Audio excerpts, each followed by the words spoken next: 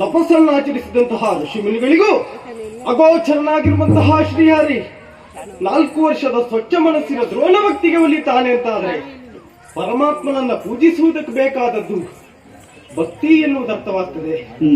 ಗೋಚರನಾದಂತಹ ಹರಿಯನ್ನ ಕಂಡು 4 ವರ್ಷದ ಮಗು ಧ್ರುವನಾಡಿದಂತಹ ಮಾತು, 12 ಅಕ್ಷರ ಮಂತ್ರ ಪೂರಿತ ಮಂತ್ರ ಪ್ರೇರಿತನಾದಂತಹ ಪರಮಾತ್ಮನನ್ನ ಕಂಡು ಓಂ ನಮೋ ಭಗವತೆ ವಾಸುದೇವ ಎನ್ನುವುದಾಗಿ ಕೊಂಡಾಡಿದವ ಧ್ರುವ. ಅಂದು ಧ್ರುವ ಕರೆಯುವ ವಾಸುದೇವನು ಅವನೇ, ದ್ವಾಪರಿಗೆ ಆಗುವಾಗ ವಸುದೇವನ ಮಗ ವಾಸುದೇವನು ಅವನೇ ಎಂಬಲ್ಲಿಗೆ ಭಕ್ತರು ಪ್ರೀತಿಯಿಂದ ಕೊಟ್ಟದ್ದನ್ನ ಸ್ವೀಕರಿಸುವಂತಹ ಗುಣ ದೇವನಿಗುಂಟು ಎನ್ನುವುದನ್ನ ತೋರ್ಪಡಿಸಿಕೊಟ್ಟಿದ್ದಾನೆ ಲೋಕಮುಖಕ್ಕೆ. ಸ್ವಾಮಿ, ಸುತನುದಿಸುವುದು ಪಿತಗಳಿಸಿದಂತಹ ಪುಣ್ಯದಿಂದ ಅಂತ ಹೇಳ್ತಾರೆ. ನನ್ನ ತಂದೆ ತಾಯಿಗಳು ಮಾಡಿದಂತಹ ಪುಣ್ಯದಿಂದ ನಾನಿಗಿಷ್ಟು ಸೌಭಾಗ್ಯವಂತನಾಗಿದ್ದೇನೆ ಎನ್ನುವುದರಲ್ಲಿ 2 ಮಾತಿಲ್ಲ. ಹಾಗಿದ್ರೆ ಈ ಚಂಪಕಾವತಿ ನೆಲದಲ್ಲಿ ಹುಟ್ಟಿದ್ದು ಈ ಸುಧನ್ವನ ಭಾಗ್ಯ ಅಂತ ನಾನು ಭಾವಿಸ್ತೇನೆ. ಸೋಹಂ ಸೋಹಂ ಎನ್ನುವುದಾಗ ಹೇಳಿದಾಗ ಹಂಸವಾಗ್ತದೆ. ಯಾವ ಹಂಸ ಕೇಳಿದ್ರೆ ಮುನಿಮಾನಸ ಹಂಸವನ್ನು ಖೇತನವಾಗಿರಿಸಿಕೊಂಡಿರುವಂತಹ ಹಂಸಧ್ವಜ ಭೂಪತಿಗೆ ಮಗನಾದದ್ದು ಈ ಸುಧನ್ವನ ಭಾಗ್ಯ. ಶಂಕಲಿಕಿತರಿಂದ ವಿದ್ಯಾಭ್ಯಾಸವನ್ನ ಕಲಿತದ್ದು ಈ ಸುಧನ್ವನ ಭಾಗ್ಯ. ಸುಗರ್ಭಾ ದೇವಿಯ ಗರ್ಭ ಸಂಜಾತನಾದದ್ದು ಈ ಸುಧನ್ವನ ಭಾಗ್ಯ. ಸುರತ ಸುಮನ ಸುದರ್ಶನ ಕೋಲ್ಯರಿಂದ ರಾತ್ರ ಪ್ರೇಮವನ್ನುಂಟದ್ದು ಈ ಸುಧನ್ವನ ಭಾಗ್ಯ. ಚಕ್ರವರ್ತಿ ಮನೆತನದಲ್ಲಿ ಶ್ರೇಷ್ಠನಾಗಿರುವಂತಹ ಧರ್ಮರಾಜನಿಗೆ ಬಂಧು ಹತ್ಯೆ ದೋಷದ ಜಿಜ್ಞಾಸೆ ಪ್ರಾರಂಭವಾಗಿ ಅಶ್ವಮೇಧ ಎಂಬ ಪುಣ್ಯ ಕೃತವನ್ನ ಕೈಗೊಂಡು ಯಾಗಾಶ್ವವನ್ನ ಬಿಟ್ಟದ್ದು ಈ ಸುಧನ್ವನ ಭಾಗ್ಯ. ಅಶ್ವದ ಬೆಂಗಾವಲಿಗನಾಗಿ ತ್ರಿಲೋಕ ವಿಜಯ ಎನಿಸಿಕೊಂಡಿರುವಂತಹ ಪಾರ್ಥನೆ ಬಂದದ್ದು ಈ ಸುಧನ್ವನ ಭಾಗ್ಯ. ಬಂದಿರುವಂತಹ ಪಾರ್ಥನನ್ನ ಎದುರಿಸುವಂತಹ ಅವಕಾಶವು ಈ ಸುಧನ್ವನ ಪಾಲಿಗೆ ಬಂದಿದೆ ಅಂತಾದ್ರೆ ಇದು ಸ್ವಾಮಿ ಭಾಗ್ಯ ಭಾಗ್ಯ ಭಾಗ್ಯದ ಬುತ್ತಿಯನ್ನು ಹೊತ್ತು ಬಂದವ ಈ ಸುಧನ್ವ ಎನ್ನುವುದರಲ್ಲಿ 2 ಮಾತಿಲ್ಲ.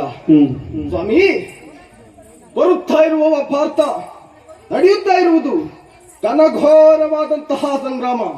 ಮಹಾ ಸಮರ್ಥನಾದಂತಹ ಪಾರ್ಥನನ್ನ ಎದುರಿಸುವಂತಹ ಒಂದು ಅವಕಾಶ ಈ ಸುಧನ್ವನ ಪಾಲಿಗೆ ಒದಗಿ ಬರ್ತದೆ ಅಂತಾದ್ರೆ ಕೇವಲ ತಂದೆಯ ಆಶೀರ್ವಾದ ಒಂದೇ ಸಾಕಾಗ್ಲಿಕ್ಕಿಲ್ಲ ಎನ್ನುವ ನೆಲೆಯಲ್ಲಿ ತಾಯಿಯ ಆಶೀರ್ವಾದವನ್ನ ಪಡೆಯಬೇಕು ಎನ್ನುವುದಾಗಿ ತಾಯಿಯ ಅಡಿದಾವರಿಯಲ್ಲಿ ವಂದಿಸಿ ವಿಷಯವನ್ನ ವಿಶದೀಕರಿಸಿಕೊಂಡಾಗ ಎಲ್ಲ ತಾಯಿಯರಂತೆ ನನ್ನಮ್ಮ ಭಯ ಪಡಲಿಲ್ಲ. ಲೇಸು ಮಗನೇ ಪಾಂಡುಸುತರ ರಕ್ಷಿಸುತ್ತಿಹ ವಾಸುದೇವನು ದಯದಿ ಹರಿಯ ಮೈಸೀರಿಯನ್ನು ತೋರ ವೀಕ್ಷಿಸಬೇಕೆಂಬ ಆಸೆಯನ್ನ ಯಮನದಿ ಎನ್ನುವುದಾಗಿ ತನ್ನ ಆಸೆಯನ್ನ ತೋಡಿಕೊಂಡಳು ನನ್ನಮ್ಮನ ಆಸೆಯನ್ನ ಈಡೇರಿಸುವುದಕ್ಕೆ ಬೇಕಾಗಿ ಅಮ್ಮ ಶ್ರೀಕೃಷ್ಣ ರಾಯನನ್ನು ಭರಿಸುವಂತಹ ಉಪಾಯ ನಾನು ತಿಳಿದಿದ್ದೇನೆ ಅಮ್ಮ.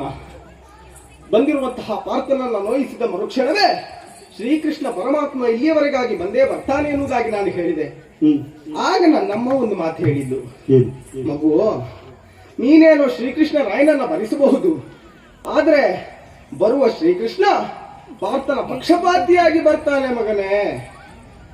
ಆಗ ಹೇಳಿದೆ, ಅಮ್ಮ ನೀನು ಹೆದರಬೇಕಾದಂತಹ ಅಗತ್ಯ ಇಲ್ಲ ಅಂತ ಹೇಳಿದೆ.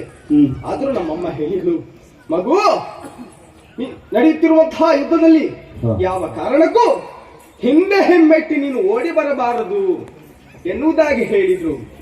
ಆಗ ನಮ್ಮನಲ್ಲಿ ಹೇಳಿದೆ, ಹಿಂದೆ ಹೆಮ್ಮೆಟ್ಟಲು ಕಂದಲಿ ನಿನ್ನಯ ಗೋವಿಂದನ ಭಕ್ತನೆ ಎನ್ನುವುದಾಗಿ ಅಮ್ಮನಿಗೆ ಧೈರ್ಯದ ಮಾತುಗಳನ್ನಾಡುವುದರ ಮುಖೇನ ಅಮ್ಮನಿಂದ ಆಶೀರ್ವಾದವನ್ನು ಪಡೆದು ಬರುತ್ತಿರುವಂತಹ ಸಂದರ್ಭ ನನ್ನ ತಂಗಿ ಕುವಲೆ ಕುಲು ನಗೆಯನ್ನ ಬೀರುತ್ತಾ ನನ್ನ ಸ್ವಾಗತಕ್ಕಾಗಿ ಸಿದ್ಧಳಾಗಿ ನಿಂತಿದ್ದಳು.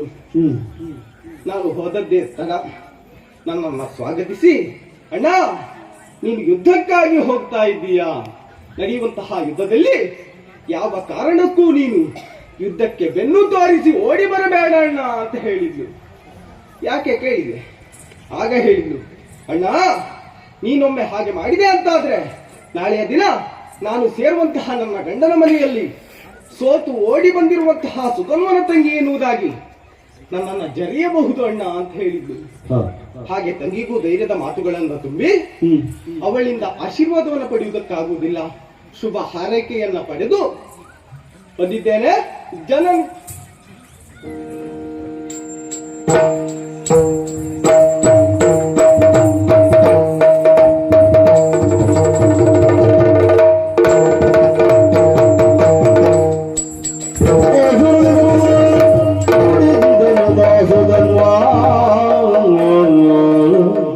ತಂದೆ ತಾಯಿಯಿಂದಲೂ ಆಶೀರ್ವಾದವನ್ನು ಪಡೆದು ತಂಗಿಯಿಂದ ಶುಭ ಹಾರೈಕೆಯನ್ನ ಪಡೆದು ಎಲ್ಲರಿಂದಲೂ ಬೇಳ್ಕೊಂಡ ಹಾಗಾಯಿತು.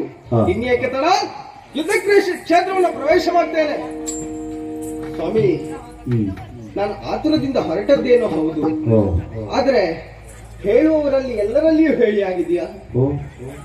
ಹೇಳುವವರಲ್ಲಿ ಎಲ್ಲರಲ್ಲಿಯೂ ಹೇಳಿದ್ದೇನೆ, ಆದ್ರೆ ವಿಶೇಷವಾಗಿ ಹೇಳಲೇಬೇಕಾದವರಲ್ಲಿ ಹೇಳಿಲ್ಲ.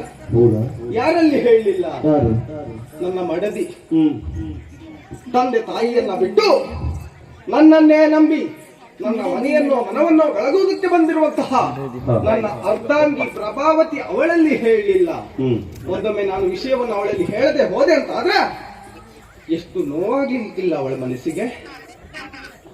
ಹೀಗಿದ್ರೆ ನಾನು ಇಲ್ಲಿಯೇ ಇರುವುದಿಲ್ಲ, ಆದಷ್ಟು ಬೇಗ ಅಂತಪುರವನ್ನ ಸೇರಿ ಪ್ರಭಾವತಿಯನ್ನ ಕಂಡು ಅವಳಲ್ಲಿ ವಿಷಯವನ್ನ ಹೇಳಿ ಆದಷ್ಟು ಬೇಗ ರಣಕ್ಷೇತ್ರಕ್ಕೆ ತೆರಳುತ್ತೇನೆ.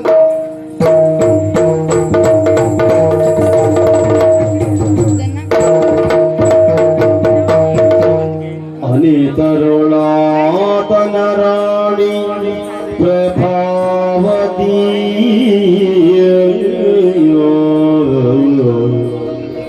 ಅನಿತರು